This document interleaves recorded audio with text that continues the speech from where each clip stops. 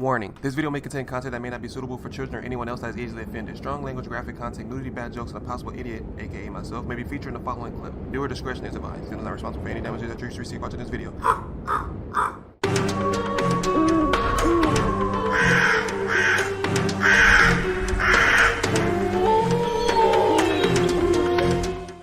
Hey, what's up, y'all? It's Zems, and welcome back to another reaction video. This video is called 3 Creepy True Stories with Real Video Footage by Nightmare Falcon. If you haven't already, make sure you shoot down the description box.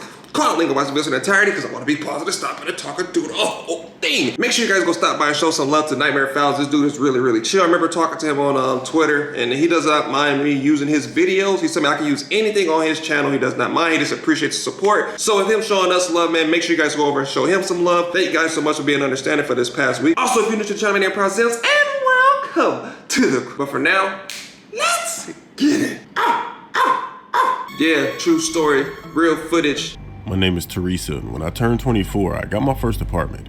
Ooh, okay, see you, Teresa. It was in an area of my town that was known for being very quiet, so I thought I did a good job at picking a location.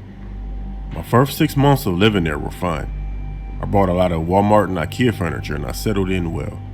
Then the atmosphere changed in my apartment. How? Well, first, let me tell you that my friends were into tarot cards and witch stuff. That's all I had to hear. Like, if your friends is into all that witchcraft stuff, bro, do not bring that shit in my house, bro. Do not do that. I don't care, bro. If it's good energy, bad energy, not bring no damn tarot cards in my house, bro. Because if you don't know what you're doing, you about to unleash the beast, and I'm not trying to see it. One day they came over with candles, a Ouija board, and a lot of Hennessy. Oh, no. So there was 5 of us girls in my apartment, but 3 of us on the Ouija board. Oh. For the first 45 minutes of asking questions, nothing happened. Hold on, wait a minute. I want to just go back and quote something that she said. She said, oh, I thought I picked the right apartment. You picked the right apartment. You picked the wrong friends. The apartment was fine. It was a quiet neighborhood, and then you brought Henny into it, and y'all playing with the Ouija board? Oh, no, bro. It's about to go downhill. We began to drink a lot more, and then the Ouija board became very interesting. Everything changed when my friend asked for the 5th time, is there a spirit here? The first 4 times, the planchette never moved, but this time, it went straight to yes. We thought it was one of us doing it, and everyone was blaming each other. We decided to ask the same question while all of us were barely touching the planchette, and before we could finish the question, it slid straight to yes. When I say that we were barely touching it, I mean when it slid to yes, none of our hands were on it. Once that happened, everyone on the Ouija board froze and looked at each other. My other 2 friends noticed that we suddenly became quiet and stopped what they were doing. I then asked who did it. My other 2 friends on the board said that it wasn't them. Then I said it wasn't me.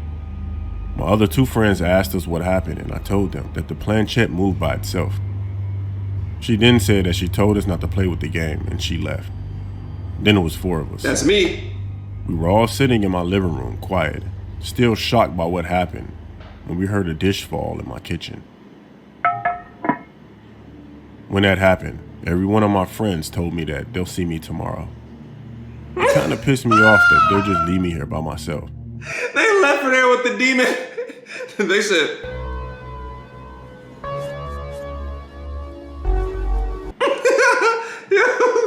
that's your ass get, bro. I'm the first friend. I'm out of there, bro. I told you not to play. You gonna bring that in my house, bro. How can people play with it? A lot of people, it's been 50-50. I heard people say it's real. I heard people say it's not real. And it kind of makes me wonder, but I'm not that interested in finding out if it's real or not, because obviously I believe in ghosts, right? But I don't believe everybody has the power or the energy or the body control or mind control to summon spirits, bro. And that's just my opinion. Maybe it's more that goes into it. Maybe you don't have to be smart enough to do it. Maybe you just gotta say something to unlock it or do whatever it is to get that instinct or whatever to come through and do what it does, right? I don't know. I just will never go to a Ouija board. I've never seen one in stores. I used to heard they used to sell them in Toys R Us, I think, and they took them off the shelves. Don't quote me on that. I don't even know where you buy one at. I think you gotta go to like an antique store or something. Some people said Walmart sell it. I've been in plenty of Walmarts. I've never seen a Ouija board. I see like Candyland and Trouble and Checkers and Chess and all that. I've never seen a Ouija board inside the store, so I don't know. So I went into my kitchen to see what fell, and it was one of the pots. It fell from my stovetop. I just never knew how.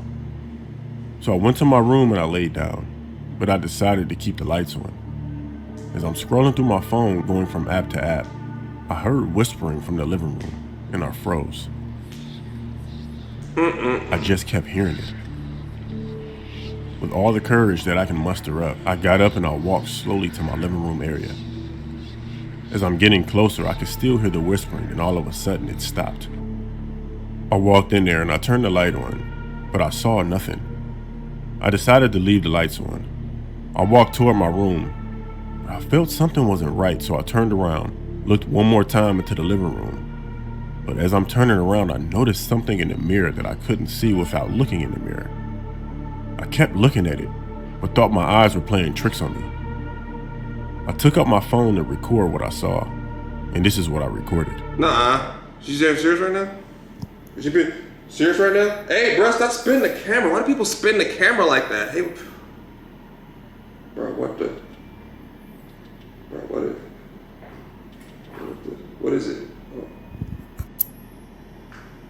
Where? I'm sorry, I'm so scared. I'm trying to look, but I'm scared. I don't see anything.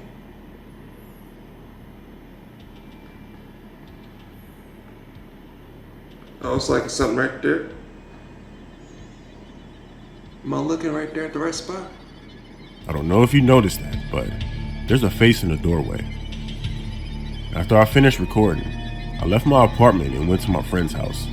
I told her about what happened, and she seemed very intrigued by the idea of me having a ghost, so much that she ended up moving in with me until the end of my contract.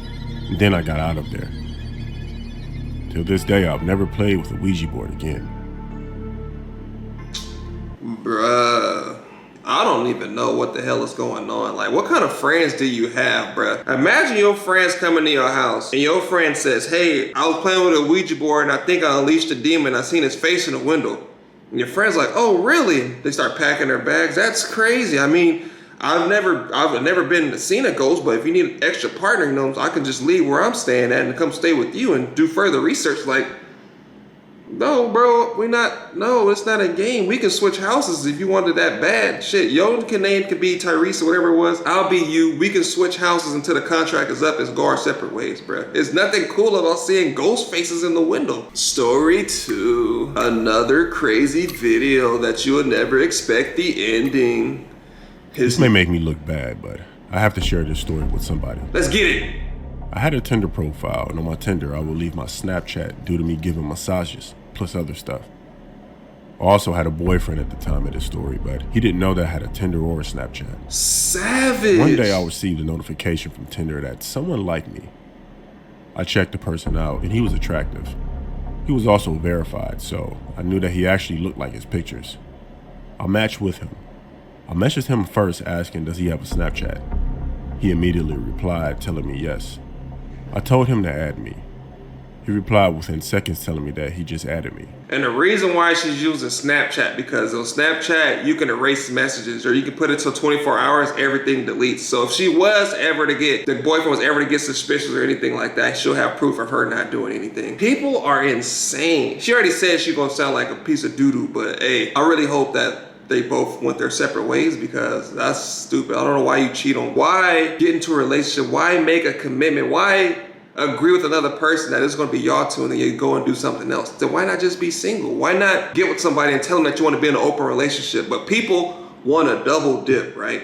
They want the commitment, but they don't want their partner to cheat on them. They want their partner to be with another person, but they can go and do it. But if it gets done to them, they act like they're dying. Just stay single and have fun. And then when you're ready to settle down and, you know, get a boyfriend and get a boyfriend, you can't be double dipping. That's how shit like this happened. After that, I unmatched him on Tinder and added him back on Snapchat. See, unmatched him. No I asked evidence. him where he was located. He told me where he was. It was actually very close to where I live. He then told me that I need to just get straight to the point. I like that because usually I have to ask people how they're doing and what they like to do, small talk. So I told him that I'm a masseuse, what I charge, and how much I charge for extra services. Extra service. I told him that I take PayPal, gave him my PayPal info, then I received a notification within minutes. He paid me for my most expensive service. He then told me that now I have to perform. I told him to slow down and we should discuss this. He replied by telling me there's no need to discuss anything. Yeah, I know. I told him the price for everything. When he sent that, my boyfriend walked in the room, so I didn't reply. It took me about 30 minutes to reply. I left my phone on vibrate, so I didn't notice that my phone had about 200 notifications from Snapchat. It was a mix of notifications of him typing and then sending me messages. From asking why I'm not replying to, I better reply or else. I eventually replied by telling him to calm down. I told him that I'll refund his money because I can't deal with somebody like him. He told me that he's already made up his mind and he's going to do what he has to do. Then he used my real name. I didn't use my real name on Tinder or Snapchat. I don't know how he got my info. At that point, I blocked him on Snapchat and refunded him. After that guy, I deleted my Tinder and Snapchat. A week after that happened, I was at my boyfriend's house, and he kept saying that he was getting notifications from his doorbell camera. He looked irritated. My boyfriend looked out of his front door, but he didn't see anything. So we were watching a movie when all of a sudden we heard footsteps on the back porch. My boyfriend slowly got up and walked to the door. He keeps an AR by the door, so he slowly picked it up, peeked out of his blinds, and then he looked at me. When he looked at me, he looked worried. Then he whispered to me, "There's a man crouched down slowly walking toward the back door." Then my boyfriend put one hand on the doorknob, took a deep breath, and opened the door as quick as he could. He yelled at the man, telling him to get down, while pointing the weapon at him. The man hopped up very fast with his hands up. He kept saying that I'm sorry over and over. Eris! Why? You can't do that. You scared the shit out of me. Oh, it's okay. You wanted a hug. Yeah, he just want hugs. You just wanted a hug. Yeah, you can get all the hugs you want. Yeah. Oh my Lord. He always scares me at the wrong time. He said and then he touched my elbow. My boyfriend asked him who he was and where he came from. He gave him his name and he said he was there for me. That's when I stepped into the doorway as I'm on the phone with the cops. The man had on a mask. My boyfriend told him to take it off. When he took it off, I recognized him. He was the guy from Tinder and Snapchat. He kept yelling my name, but my boyfriend made him get on his stomach until the cops came. My boyfriend was confused and I explained everything to him. He really didn't care until we actually looked at the doorbell camera footage. Now we knew why he kept getting notifications. That guy was in the front yard the whole time I was there. He followed me. He literally low crawled from the front yard to the backyard. This is what was caught on camera. Oh snap, bro. Nightmare Files is juicy. Is that him on the front grass?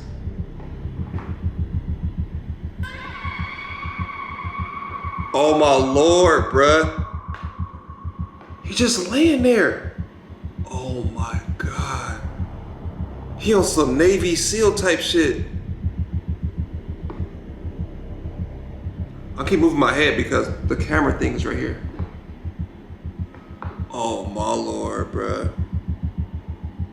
See? He said, "Rudy Tooty, I'm coming for the booty." They see this on a Ring camera? Wow. After that, my boyfriend decided to dump me because he said I was full of drama. Let's go! But anyways, ever since that day, I actually got rid of all social media. Know your worth, kings. No, I'm playing. I hate when people say that stupid shit. Yo, that's insane, bro. That's why you just gotta stay faithful. If she'd have just stayed faithful, you know what I'm saying, that never would have happened. And then the fact that she was like, "Oh, slow down." Like, no, bro, you told me you was a masseuse. I paid my money. Now give me them cheeks. Story 3. It's about a chocolate handsome brother named Zems. He's only I'm 28 years old, and a few years ago, I kept experiencing strange events at my job.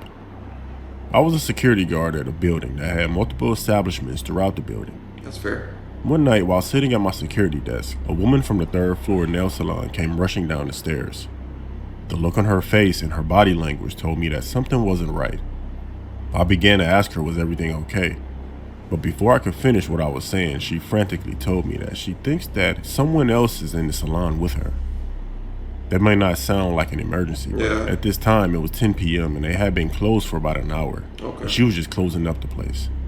So I let my partner know, who was conducting a building check. He let me know on a walkie-talkie that he would be back downstairs shortly. Once he came back to the desk, I went upstairs with the woman. As we entered the salon, there was a swinging door in the back of the salon that was swinging back and forth as if someone just walked through it. I yelled out that I'm security and they should come out. I drew my taser, entered the room, and no one was in there. The thing is, there's nowhere to exit that room except for where I entered. We checked everywhere and found no one. Ghost. That wasn't the last strange experience though. I received multiple complaints of noises and sightings of people that shouldn't be in the building. Then one day in broad daylight, the strangest of all the events happened. I was told the story by others who were there because I was on the 5th floor dealing with one of the many complaints. A young lady had exited the building and was physically assaulted by what looked like nothing. I mean, it literally looked like she was attacked by the invisible man. Those who witnessed it told me that there was no one standing there. This happened at the exit of the building, which also has a security camera. When we went to look at the footage, it freaked out everyone who watched it. And this is what we saw. Let me see.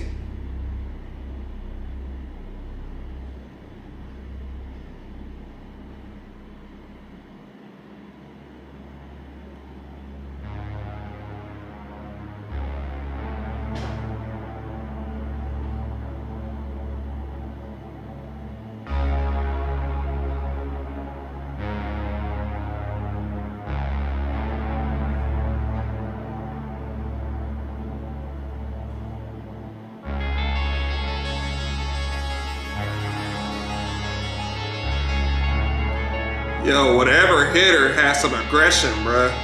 She got punched by a ghost. Yo, Ghost is reckless, bro. Here, let me see. As you see, something caught her attention, then all of a sudden, she went flying. We didn't believe what we saw at first, and it's still hard to believe. Eventually, she was fine, but she was just startled about what happened.